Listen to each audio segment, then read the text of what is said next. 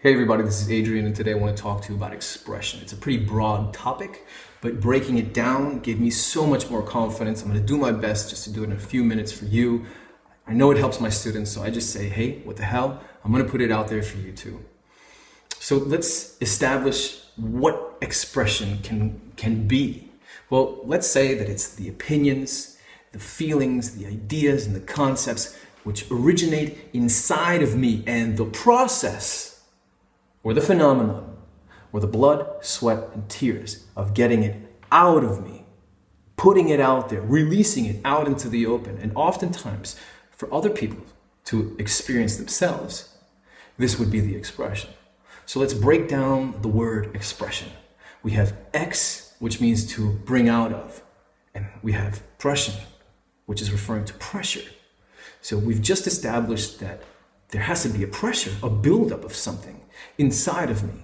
So let's go even further and say, well, where does this pressure come from? Well, it comes from the only place that it can. It's going to come from the outside. Our waking life is a constant barrage of impressions, few of which actually remain with us. And for the reason that they are extremely interesting to us. So I'll give you an example. You're on the train, your eyes are wandering, and suddenly they land on a face. And you look away, and you know that you have to look back, and you choose to look back because you want to be able to remember that face when it's no longer there. And you also want to understand the why and the how you feel about it, about the colors, the forms, its textures, its rhythms, and so on.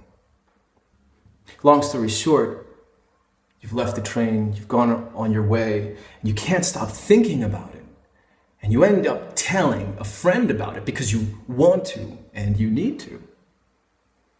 So we have the cycle completed. We have the impression, we have the pressure buildup, and we have the expression when you tell your friend. The cycle has been completed. Now, we don't express everything all the time, nor do I recommend it. It might not be that healthy, true. But when we do, there is a release.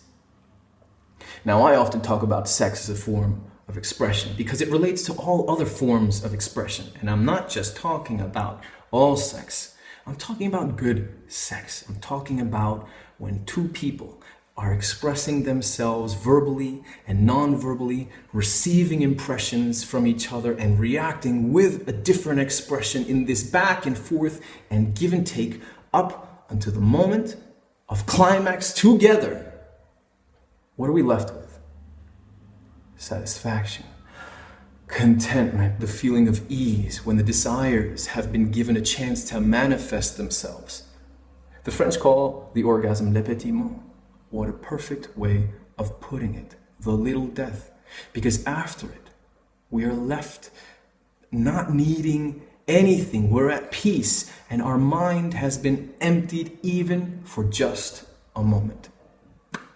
So going back to the idea of expression, and why I chose to start with this topic, is when we choose to express, firstly, the quality of our expression is dictated by how well we understand and how well we want to understand these buildup of ideas and feelings inside of us.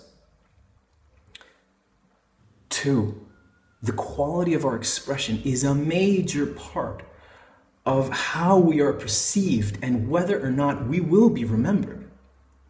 And lastly, the quality of our expression can have a profound effect on how we feel afterwards because we hit all the right notes or we didn't. So I hope that these few minutes could help you gain a little perspective on the idea of expression and the dynamic of it.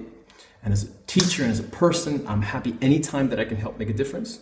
And if you have any questions, I'm happy to start a dialogue and send them down. Thanks a lot.